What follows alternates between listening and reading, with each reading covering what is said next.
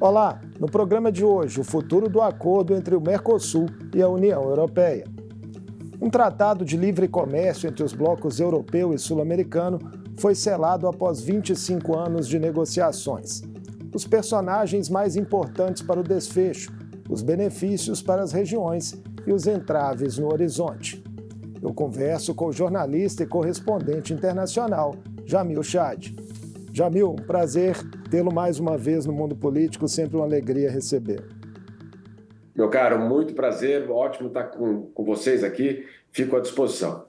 Jamil, o acordo demandou um longo e conturbado processo de negociações iniciadas lá em 1999, com idas e vindas, um travamento em 2019 e uma retomada acelerada nos últimos meses. Quais foram, a seu ver, os elementos conjunturais e os personagens políticos mais determinantes para esse desfecho? Olha, eu estive em 1999 no lançamento justamente da negociação, foi no Rio de Janeiro, naquele momento era a cimeira da América Latina e Europa, e o lançamento desse processo foi feito por Jacques Chirac, o ex-presidente francês, e Fernando Henrique Cardoso. Todos ali sabiam que era extremamente difícil, que esse era um processo que não seria um processo fácil, mas ninguém imaginava que esse processo levaria 25 anos para ser concluído. Como você bem colocou, foram vários os episódios de bloqueios, de impasses, de colapsos das negociações. Eu lembro de uma em 2006, por exemplo, 2006, numa negociação em Lisboa, o acordo estava muito próximo de ser fechado, e aí não houve o acordo, principalmente entre Brasil e União Europeia. O Mercosul até queria o acordo naquele momento, o Brasil achou que era muito pouco que a Europa estava oferecendo, entrou em colapso, enfim, vários episódios da mesma natureza, até que o que aconteceu agora foi uma transformação da geopolítica internacional, não exatamente da relação entre Brasil e União Europeia. Então, o que é que aconteceu? Como é que, de repente, esse acordo finalmente pôde ser concretizado? Claro, houve todo o processo de negociação, muito trabalho, isso tudo foi feito sem dúvida nenhuma. Agora, 3 elementos, ao meu ver, foram fundamentais para essa transformação. O primeiro deles, a China. A China que se transformou agora, nos últimos anos, no grande parceiro comercial da América do Sul. E aí os europeus ficou muito explícito para os europeus que, claro, eles estavam perdendo espaço, perdendo comércio, perdendo negócios na América do Sul e que precisavam de um acordo que desse preferência para os seus produtos na América do Sul. Então, só imaginando aqui, em 1999, a China não era um ator internacional relevante no comércio, muito menos com a América do Sul. Hoje era. Então, em primeiro lugar, a China. Segundo lugar, a guerra na Ucrânia. Qual foi o impacto da guerra na Ucrânia? Colocou para os europeus uma enorme questão sobre o abastecimento de alimentos. E aí, claro, os europeus tiveram de buscar novas fontes desse abastecimento. Eventualmente, uma fonte podia ser e deve ser o Mercosul. E, em terceiro lugar, também fundamental, Trump.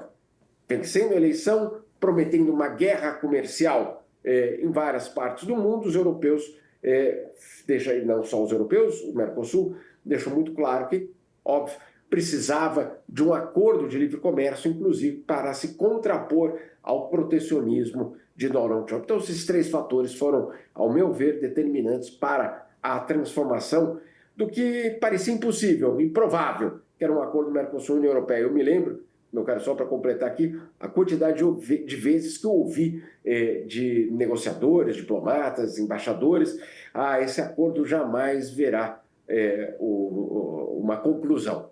Bom, parece que foi, pelo menos, encerrado o processo negociador. Descrenças superadas, né? Se cria um mercado comum de mais de 700 milhões de pessoas com um PIB somado de 22 trilhões e 300 bilhões de dólares. Como que esses números reposicionam as regiões em uma escala global? O que fica muito claro para os europeus, por exemplo, é de que eles não têm mais como competir na América do Sul contra os produtos chineses, a não ser que alguma vantagem seja estabelecida. Qual é essa vantagem? Acesso ao mercado, ou seja, tarifa zero. o que vai acontecer, por exemplo, e aí principalmente com os bens industriais, tecnologia, os carros alemães, qual é o destino disso tudo? Entrar no mercado sul-americano, e aí do Mercosul, no caso, sem tarifas. Imediatamente, amanhã? Não, claro que não. Vai haver um processo, uma desgravação tarifária, ou seja, ao longo de vários anos, isso vai sendo transformado para que, no futuro, entre 8 e 10 anos, a gente veja uma entrada de produtos europeus sem tarifas no Mercosul, o que, claro, colocaria os europeus talvez uma possibilidade de competir com os produtos, principalmente chineses. Essa é uma mudança muito importante, sem dúvida nenhuma. Agora, tem uma outra mudança, que é a mudança geopolítica, perdão, o impacto geopolítico. Qual é o impacto geopolítico? São duas regiões estratégicas, dizendo, olha, nós temos aqui uma aliança, essa aliança ela é comercial, mas se você olhar o tratado, ele também fala de aliança política, ele fala de defesa da democracia e ele fala de meio ambiente, ou seja, é um acordo que, claro, envolve ou liga as duas regiões de uma maneira que até hoje era informal, era de vontades, vamos dizer assim, de ambições políticas, mas nunca dentro de um tratado. E agora é o que eventualmente vai entrar em vigor. Em relação às possibilidades comerciais, né, você tocou aí em algumas vantagens possíveis para os países europeus. E para a economia brasileira e dos países sul-americanos, o que você acha que pode ser mais atrativo? Olha, é curioso, porque esse acordo que o Brasil fechou, ele, claro, vai ter um impacto positivo, principalmente para carnes, para exportação de carnes, né? Para exportação do etanol, exportação de açúcar, além de outros produtos do setor do agronegócio. Esse é um grande, vamos assim, beneficiário desse acordo do Mercosul com os europeus, ter esse acesso. Agora, não é que esse acesso é revolucionário. Esse acordo, ele obviamente tem cotas. O que são as cotas? Os europeus falaram, olha, claro, vocês podem ter tarifa zero desde que não exportem acima de tantas mil toneladas. No caso, por exemplo, das carnes, se eu não me engano, são 90 mil toneladas. É muita coisa? Não, não é muita coisa. O setor, para você ter uma ideia, o setor do agro no Brasil exporta para a Arábia Saudita hoje praticamente a mesma quantidade. A grande diferença é que, claro, isso vai entrar no mercado europeu sem tarifas, ou seja, competindo de uma forma mais, eu diria, enfática, com uma concorrência mais favorável aos produtos brasileiros, ao não sofrer tarifas. Então, principalmente no setor agro, isso vai ter um impacto positivo. Tem uma ala de economistas, inclusive dentro do próprio governo, que acredita que exista um outro benefício para a economia brasileira, que é a possibilidade de importar bens de capital, ou seja, máquinas, equipamentos, para que as indústrias brasileiras possam ter acesso a esses bens de uma forma mais barata e aí produzir, claro, de uma forma mais competitiva. Essa é, obviamente, a teoria, ou pelo menos a ambição desses que querem importar essas máquinas, equipamentos e querem, obviamente, produzir. Já há uma outra ala que diz, bom, mas isso vai, obviamente, afetar a indústria nacional, que não vai ter como competir com essa indústria europeia. Enfim, vamos ver aí como isso tudo vai se desenrolar. O fato é que aquela ideia de que o livre comércio traz ganhos para todos não é verdade. Era quase um dogma, basicamente, dos anos 90, do começo desse século, de que sim, vamos todos ao livre comércio, porque o livre comércio trará benefícios para todos. Bom, o que nós estamos vendo é que os perdedores da globalização, do livre comércio, eles nunca foram ressarcidos, eles nunca foram reincorporados na economia global de uma forma tão positiva como era colocado. São os grandes perdedores nos Estados Unidos, na Europa, em vários lugares do mundo, e, claro, são essas massas de trabalhadores perdedores da globalização, porque eles existem, os perdedores da globalização, que, claro, vão buscar alternativas quando votam por populistas, quando votam por, justamente, governos que talvez não estariam tão interessados na democracia. Falando em perdedores, como que você vê a situação em especial da França, né, que não era favorável a essa abertura, sobretudo pela pressão ali de agricultores, né, sobre o governo Macron. É curiosa a história da França, porque tem setores na França que querem muito o acordo. Por exemplo, o setor de vinhos na França quer muito esse acordo. Por quê? Porque quer competir, principalmente no Brasil, com o vinho francês nas mesmas condições do vinho argentino, do vinho chileno. Então, o setor de vinhos na França queria muito esse acordo, não havia nenhuma dúvida ali sobre a ambição. O setor de tecnologia da França também queria muito esse acordo, também não havia nenhum tipo de objeção. A objeção vem do setor agrícola francês. E aí a gente tem que entender um pouco da realidade francesa. O setor agrícola francês ele é pequeno dentro do país, obviamente em comparação. Agora, ele tem um poder político bastante significativo. E é esse poder político que, obviamente, cria esse obstáculo para uma ratificação. O governo francês, inclusive, isso já aconteceu em conversas entre Macron e o Lula, com o próprio Macron dizendo ao Lula, olha, eu não posso ir adiante com esse acordo, porque se eu for adiante, eu vou estar, obviamente, colocando o setor agrícola francês todo contra o meu governo. E se eu colocar isso contra o meu governo, não apenas eu saio enfraquecido, obviamente, mas o grande risco é de que esse setor agro na França migre de uma forma contundente para a extrema-direita, da Marine Le Pen, dos populistas de extrema-direita. E que isso não seria positivo para ninguém no mundo. Inclusive, Macron disse isso numa reunião ao presidente Lula. Então, a questão na França é muito mais política do que econômica em si. Inclusive, porque os estudos já estão claros, não vai haver uma inundação de produtos brasileiros na França da noite para o dia. Não, isso não vai acontecer. Né? Agora, o que os agricultores franceses deixam muito claro é que eles não estão dispostos a ter nenhum tipo de concorrência de ninguém.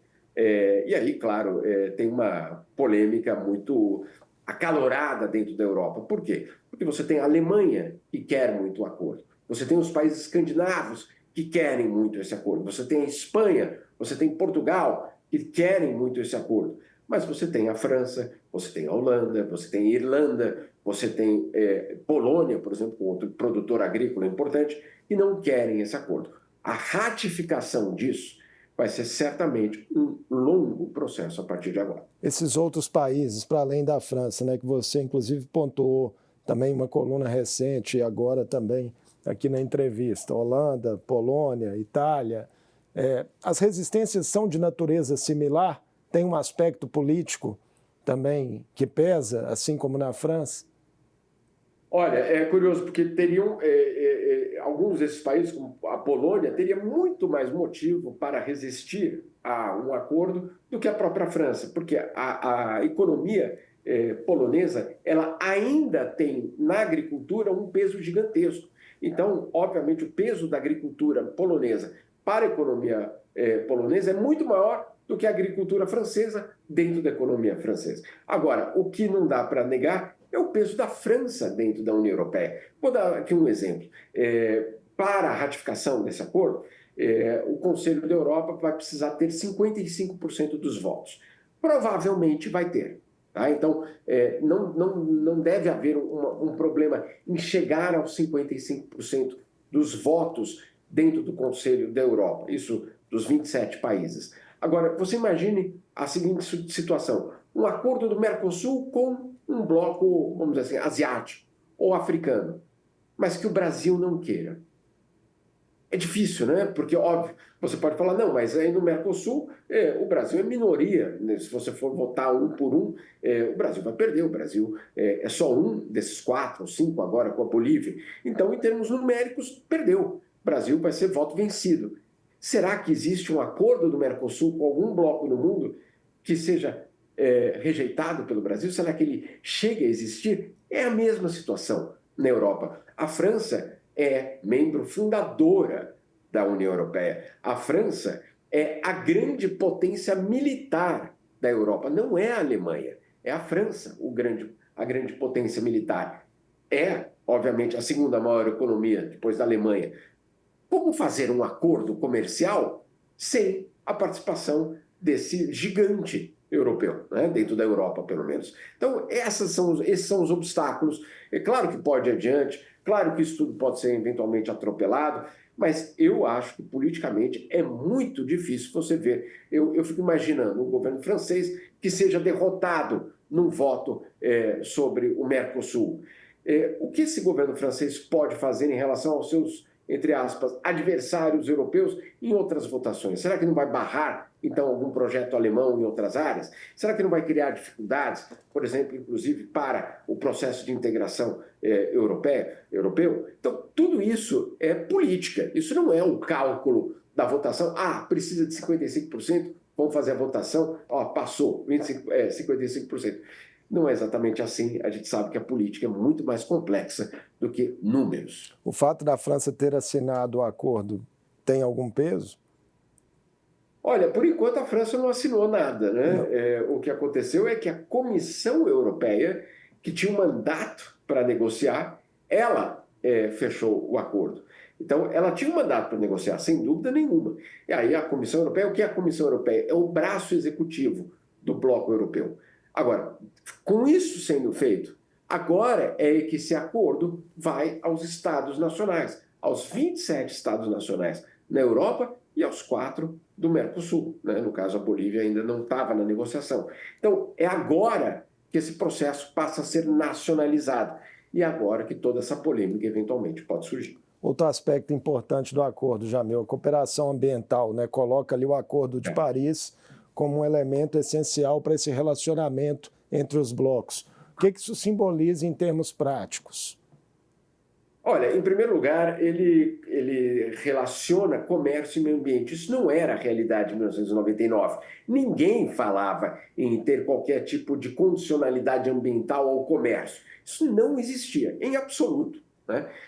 Agora, o que acontece é que, claro, o mundo mudou, são 25 anos, um quarto de século depois. 2024 deve ser o ano mais quente da história. Os 9 últimos anos já foram os últimos 9 anos mais quentes da história. Quem não aceita isso é, obviamente, um grupo negacionista que simplesmente não se depara com a realidade do planeta. É impossível hoje você fechar um acordo que não fale desses assuntos. Então, pela primeira vez, você tem, então, acordos comerciais que trazem o tema ambiental. Agora, o que é que o Brasil lutou nesses últimos, principalmente 2 anos, contra os europeus? Os europeus quererem condicionar de que forma? Olha, então, se a gente descobrir que vocês estão desmatando uma área tal na floresta amazônica, etc., esse produto vai sofrer uma alta tarifária para entrar no mercado europeu. Bom, então, todos os benefícios que eu negociei nesse acordo vão por água abaixo, né? Então, o que o Brasil conseguiu é justamente impedir que haja essa correlação direta, sempre, claro, num aspecto de proteção ambiental, mas sem fazer a relação direta. Eu desmatei ali, elevou o preço do meu produto na Europa, porque, inclusive, o Brasil não tem como fazer essa compensação. Bom, o carro alemão desmatou em algum lugar? Não, ele já estava pronto, né? O desmatamento na Europa aconteceu há muitos séculos.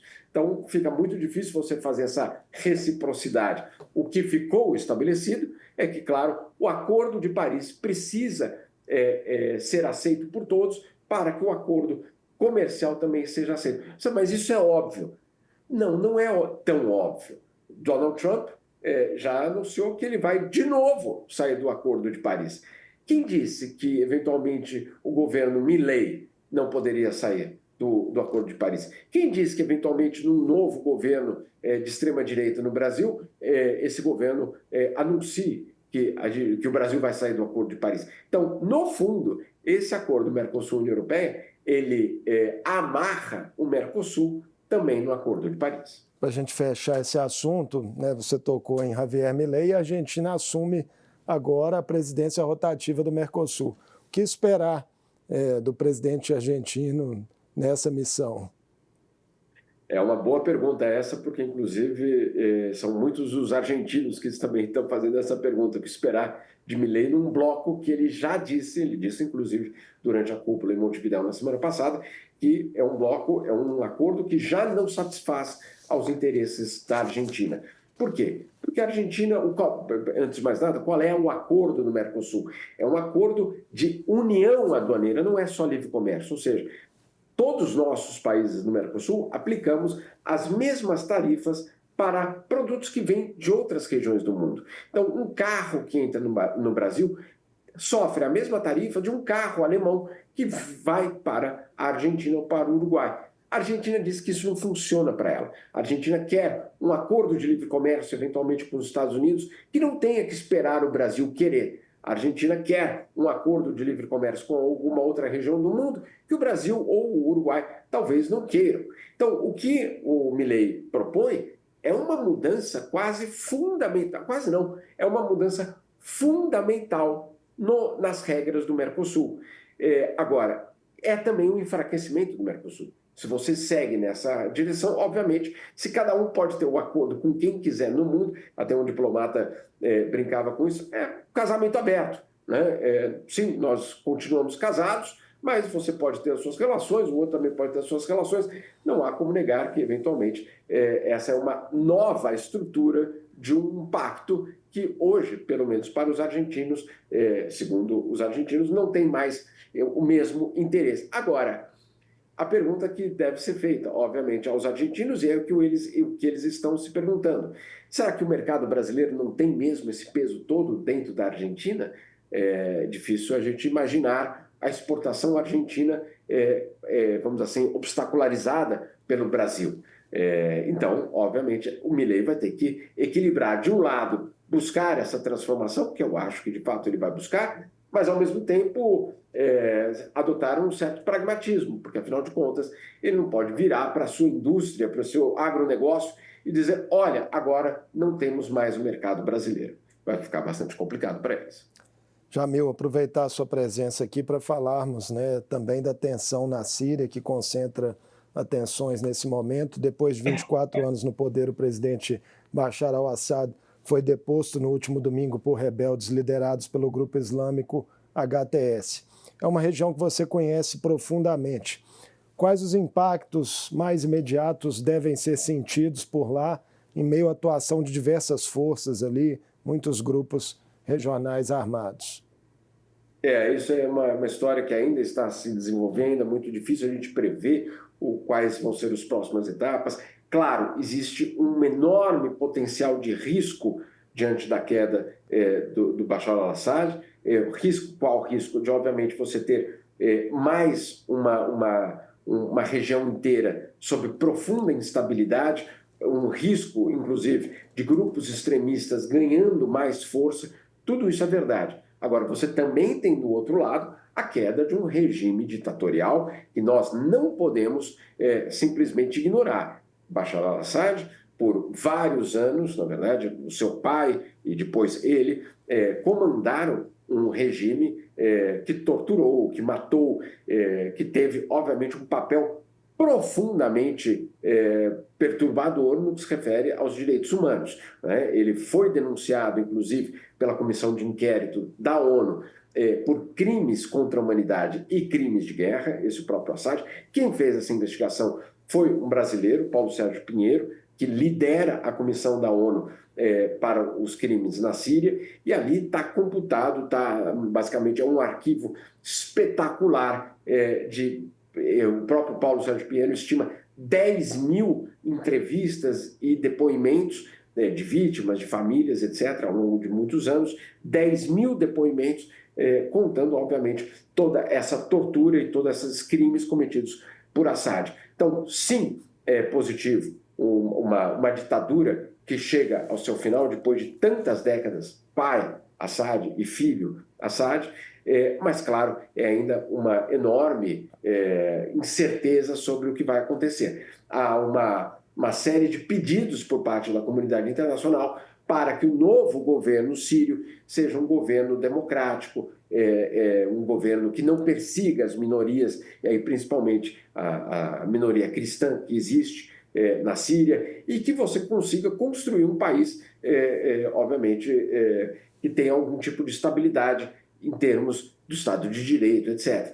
Não vai ser fácil, não vai ser fácil. Nós sabemos da história recente da Síria, com o avanço de grupos extremistas, inclusive do Estado Islâmico. Enfim, é uma região extremamente complicada para que a gente tome simplesmente da noite para o dia uma definição. A verdade é que Assad caiu quando 3 coisas aconteceram. Primeira delas, quando a Rússia, concentrada na sua própria guerra na Ucrânia, não tinha mais condições de também bancar a permanência de Assad no poder. Síria e Rússia são aliados tradicionais, históricos. Segundo ponto, quando o Hezbollah, as milícias do Hezbollah, que atuavam também dentro da Síria, pararam de proteger o regime, porque, claro, estavam sob intensos bombardeios por parte de Israel, no Líbano, ou seja, o enfraquecimento do Hezbollah. E, em terceiro lugar, o Irã, também um aliado da Síria, absolutamente enfraquecido depois de vários anos de sanções, de ataques de Israel, também do Ocidente. Enfim, quando esses 3 elementos se desfazem, Rússia, Irã e Hezbollah, o Assad mostrou toda a vulnerabilidade do seu regime e teve de fugir. Um encontro do Conselho de Segurança da ONU, a portas fechadas, para discutir a situação da Síria, aconteceu nessa segunda-feira. Os efeitos geopolíticos podem escalar até onde, na sua percepção? Tudo vai depender de como esse novo governo sírio vai ser estabelecido. O que a Rússia tem dito, e foi a Rússia que convocou essa reunião do Conselho de Segurança, é de que justamente o Ocidente, e aí também Israel, estão alimentando uma instabilidade ainda maior no Oriente Médio ao promover a queda do Bashar al-Assad. As comparações são feitas em relação, por exemplo, à Líbia. A Líbia, quando Gaddafi cai, a Líbia, então, se transforma num palco de uma guerra que até hoje não terminou. Hoje é difícil você definir, inclusive, quem é o governo da Líbia. Existem grupos diferentes que se enfrentam até hoje na Líbia. Então, a queda do Gaddafi resolveu? Aparentemente não. Claro que ninguém está aqui protegendo o Gaddafi, dizendo então ele tinha que ficar no poder. Não. Mas qual é o plano depois da queda de um ditador? Essa é a questão central. O mesmo para o Iraque. O Iraque viu a queda do Saddam Hussein e depois viu 10 anos de uma guerra interna absolutamente fratricida, ou seja, muito complicado. O mesmo temor acontece em relação à Síria. Agora, o que dizem os europeus, os americanos, o próprio governo de Israel? Bom, vocês, russos, estão dizendo isso porque, claro, perderam seu grande aliado na região, no caso, Bashar al-Assad. Então, ainda é muito cedo para a gente dizer qual vai ser esse novo governo. Esse novo governo vem sendo pressionado a adotar um comportamento positivo em relação aos direitos humanos. A gente já sabe, né? Quer dizer, já vimos essa história em outros lugares. Por exemplo, no Afeganistão, que quando o Talibã retomou o poder, disse, não, agora nós vamos proteger as mulheres. Não vai ser o Talibã do passado, é um novo Talibã. Bom, o que nós vemos é que, obviamente, as mulheres foram completamente excluídas da vida pública no Afeganistão desde essa volta do Talibã. Vamos ver aí como vai se desenrolar o caso da Síria também. Cenário para a gente seguir acompanhando. Jamil, muitíssimo obrigado por mais essa conversa gentil conosco aqui no Mundo Político da TV Assembleia. Prazer todo meu. Boa tarde a vocês todos. Grande abraço. Eu conversei com o jornalista e correspondente internacional Jamil Chad. Falamos sobre os impactos do acordo de livre comércio recém-pactuado entre Mercosul e União Europeia após mais de 2 décadas de negociações, com as perspectivas que se abrem para o Brasil. E ainda sobre o futuro da Síria com a deposição do ditador Bashar al-Assad. O Mundo Político fica por aqui. Obrigado por nos acompanhar e até o próximo programa.